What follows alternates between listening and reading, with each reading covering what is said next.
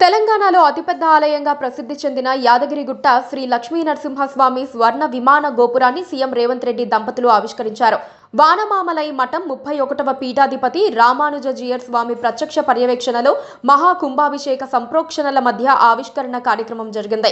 పంచకుండాత్మక నృసింహ మహాయాగం నిర్వహించి అనంతరం స్వర్ణ విమాన గోపుర ప్రతిష్టాపన మహోత్సవాన్ని నిర్వహించారు. గోపురం మహా సంప్రోక్షణకు 40 జీవనదుల జలాలతో అభిషేకించి సంప్రోక్షణ చేశారు.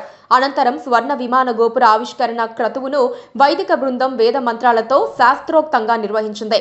అనంతరం గర్భగుడిలో సీఎం రేవంత్ దంపతులు ప్రత్యేక పూజలు నిర్వహించారు. వేద పండితులు వారికి స్వామివారి తీర్థ ప్రసాదాలు అందజేసి వేదాశీర్వాదం ఇచ్చారు.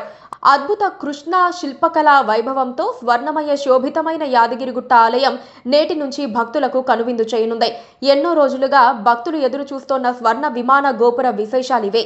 యాదగిరిగుట్ట స్వర్ణ విమాన గోపురం ఎత్తు మొత్తం 50.5 అడుగులు కాగా గోపురం వైశాల్యం 10,759 చదరపు అడుగులు.